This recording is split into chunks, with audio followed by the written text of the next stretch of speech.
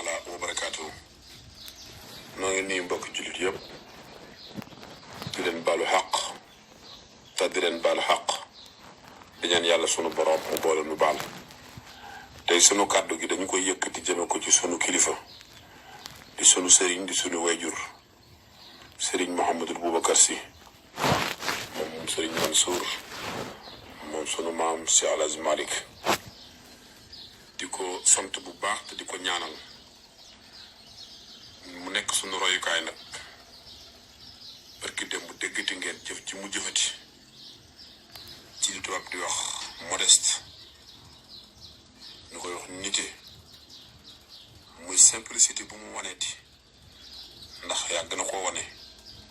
ak dundam yëpp simplicité la ak dundam yëpp modeste ci la nekk ak dundam yëpp oyof la nekk barki démb bi mu demee Ndakaaru ñi taxaw ci bunt yi xàmmewuñu ko yóbbu ko fi nga xam te ni suñu ko xàmmee woon duñ ko fa yóbbu waaye bi ñu demee ba xàmmee ko d'après information yi ñu jot bëgg koo yóbbu fi nga xam ne buñ ko teeloon a xàmmee fa lañ ko yóbbu mu ne leen déedéet fii lay toog mag ñëpp ñoo yem si Malick dangaa dund lislaam dangaa nekk nit ku ragal yàlla dangaa nekk nit ku fonk doomu aadama rek si Malick waaye yëpp ak ñëpp si Malick waaye nag kuy sa maam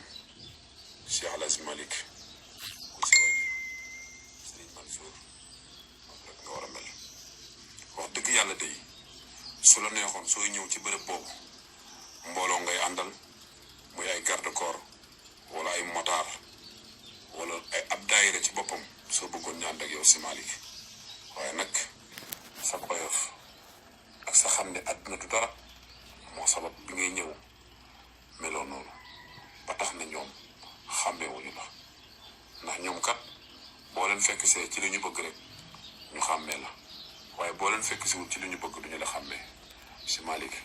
yàlla na la fi yàlla yàggal royukaay nga tànneef nga mat nga kilifa képp ku ma sa toogal sunu maam ju baax ja yàlla na nga ko sut aw fan lépp lu ma sa def yàlla nga def lu ko sut ci barke si El Hadj Malick ci barke Seydina Muhammad alayhi salaatu wasalaam yàlla na la fi yàlla yàggal yàlla nga am ndam ci sa liggéey bi